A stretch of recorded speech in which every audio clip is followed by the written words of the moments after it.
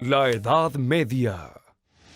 Muchos piensan que la Edad Media fue un periodo oscuro en el que no pasó mucho y que se llama así porque quedó colgando en medio del esplendor de la antigua Roma y el mundo moderno.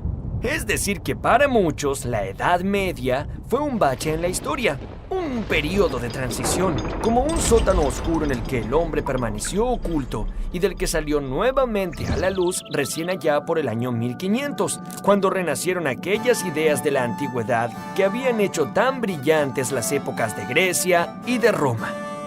Pero en este periodo sí que pasaron muchas cosas, pues fue en realidad por estos años cuando comenzó a gestarse la Europa que conocemos hoy.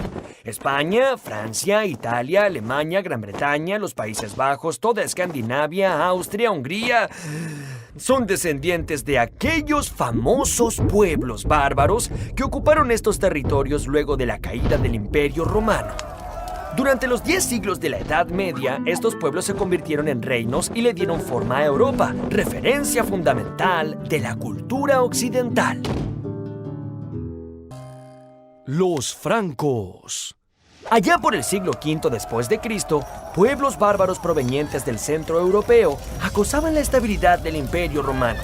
¿Recuerdan? Sí, claro. Muy bien, entonces también recuerdan que fueron los bárbaros germanos quienes finalmente en el año 476 entraron y destruyeron a Roma por completo. Bueno, pero estos grandotes germanos no eran un solo pueblo, sino que estaban subdivididos en un sinnúmero de fracciones que siempre luchaban entre sí. Los lombardos, los vándalos, los godos, los visigodos, los borgoñeses, los sajones y especialmente un grupo de pueblos que lograron destacarse entre todos estos: los francos. Estos personajes rústicos, fuertes y muy guerreros venían de tierras cercanas al río Rin en la actual Alemania. Los francos tuvieron una gran ventaja. De su lado nació un hombre que era un líder por naturaleza y que jamás se dejaba vencer. Ese hombre se llamó Clodoveo. ¿Y saben qué? Comenzó a liderar a su pueblo con tan solo 16 años. ¡Ah! Mocoso engreído. ¿Mocoso engreído? Verás, en el año 481 llegó a ser el primer rey de todos los francos. Y bajo su mando, los francos se extendieron desde su patria, luchando contra todos sus vecinos y conquistando la mayor parte de la antigua provincia romana de la Galia, o sea, la actual Francia, que tomó su nombre de estos fuertes guerreros. Clodoveo gobernó desde la incipiente ciudad de París. Luego se casó con una bella princesa del pueblo de los borgoñeses llamada Clotilda. Pero resulta que Clotilda había abrazado la religión cristiana, cosa que no agradaba mucho a los rústicos francos. Parece que Clotilda le habló y le habló y le habló. Ya, mujer. Sí. ¡Oh, Jesús el Redentor! Clodoveo cedió y finalmente se bautizó cristiano. Este fue un hecho fundamental, ya que a partir de Clodoveo, todos los francos se convirtieron al cristianismo. Y así se fue forjando una relación importantísima entre los reyes y la iglesia, que duraría por siglos. La nobleza de espada. Los francos tenían una costumbre particular que con el tiempo se hizo muy común en toda Europa. Cuando un rey moría, su reino era dividido entre sus hijos o príncipes. Ellos entonces tendrían tierras propias y podrían construir sus propios castillos para custodiarlas. ¡Guau! ¿Castillos con torres gigantes, fosas y puentes levadizos? Sí, Pipo, es que los reyes tenían que protegerse mucho de sus adversarios, ya que gobernar por ese entonces no era otra cosa que defender las propiedades por un lado y atacar nuevos territorios por el otro. Para ello, cada rey necesitaba de muchos caballeros que se prestasen para el servicio militar. A cambio de este servicio, el rey les concedía parte de las tierras conquistadas, donde estos caballeros podrían construir sus propios castillos, convirtiéndose en duques, que quiere decir conductores, o condes, que quiere decir a su vez propietarios de un condado. Fue así como los guerreros más valientes fueron adquiriendo propiedades que debían proteger en honor a su rey, a quien además le debían lealtad absoluta hasta la muerte. Ellos fueron la nobleza de espada. Gracias a la antigua costumbre de los francos, los hijos de los nobles heredaban esos mismos derechos y, al igual que sus padres, tendrían una porción de tierras que proteger. Esas tierras que circundaban el castillo y que eran llamadas feudos. Los feudos no estaban compuestos solo de tierras y castillos. En torno a las murallas de un castillo se extendían las aldeas de los campesinos. Estas también eran parte del feudo. Los campesinos trabajaban de sol a sol en los campos, pero no eran esclavos. Tampoco eran hombres libres, ya que estaban obligados a cumplir los designios del señor que los protegía desde el castillo. Este decidía sobre todas las cuestiones de la vida en su feudo. Así que si tenías la mala fortuna de tener un señor feudal cruel o injusto... ¡Quiero ver crecer mi reino! ¡No me importa si están cansados! No había remedio. La desgracia era tu único destino. Aún así, casi nadie se atrevía a abandonar la aldea en la que había nacido, porque más allá, en los bosques y pantanos, solo había caminos desamparados, hambre y el temor de ser interceptado por demonios o espíritus malignos. Ningún campesino sabía leer ni escribir, y rara vez sabían qué pasaba más allá de las colinas que delimitaban el horizonte. Esa falta de conocimiento sobre el mundo que los rodeaba les generaba muchos temores, y esos temores estaban reflejados en fabulosas supersticiones sobre magos, brujas y dragones. El orden feudal. En la Edad Media la vida se caracterizó por una lucha incesante.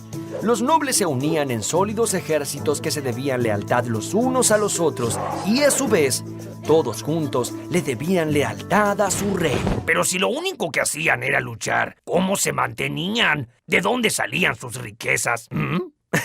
Muy buena pregunta, Pipo.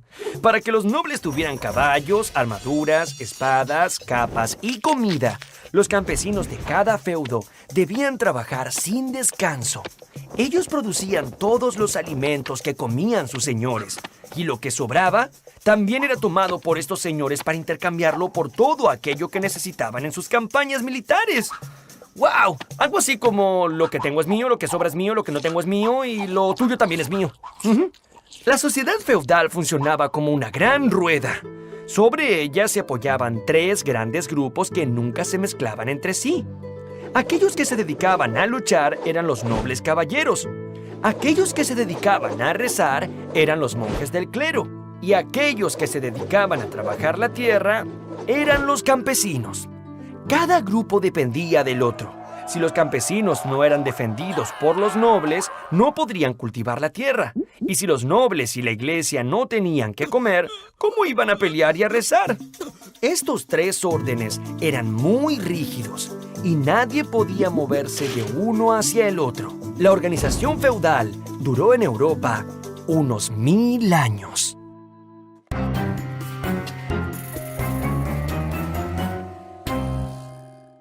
Los carolingios. Pipino era un duque de origen franco que tenía sus tierras en Soissons, a unos 100 kilómetros de París. Le decían el Breve, ya que digamos que no contaba con una gran estatura.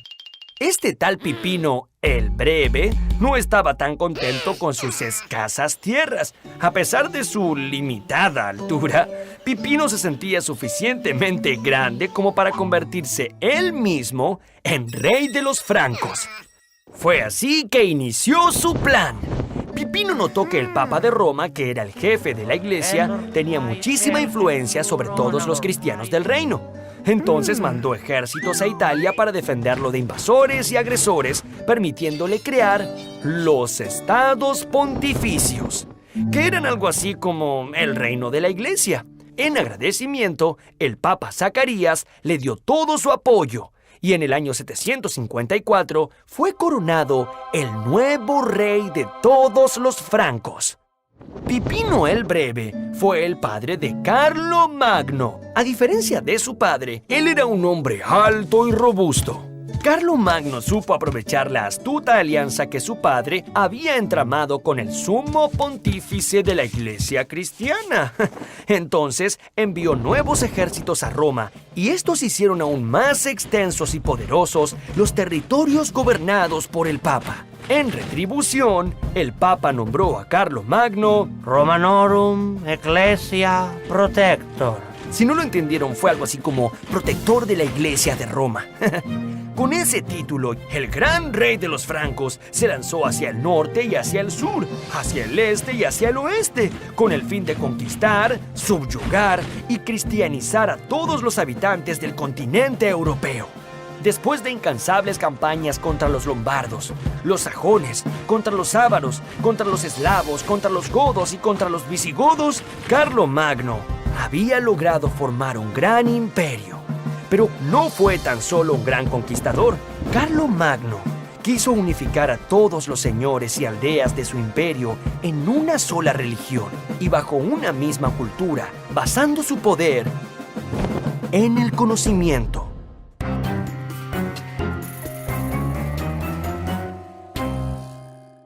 Carlomagno y las primeras universidades.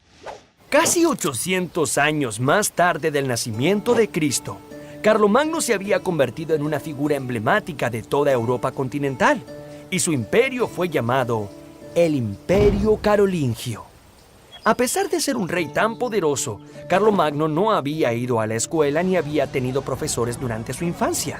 Es que, como ustedes saben, los nobles de esa época solo se ocupaban de luchar y conquistar territorios, y creían que elucubrar complejos cálculos matemáticos o filosofar acerca del mundo era una inútil pérdida de tiempo. Pero Carlomagno pensaba distinto, y a pesar de su escasa instrucción, tuvo una visión innovadora y completamente revolucionaria para la época. En su corte reunió sabios y poetas de distintas partes del mundo, a quienes invitaba para discutir sobre cuestiones que iban desde la importancia de Dios hasta el origen del mundo y de las estrellas. Él mismo aprendió a hablar el latín, que era el idioma de los antiguos romanos, y obligó a que sea enseñado en muchas iglesias y monasterios de su imperio. Sin embargo, le resultaba muy difícil escribir, ya que su mano estaba entumecida de tanto sostener su pesada espada de hierro.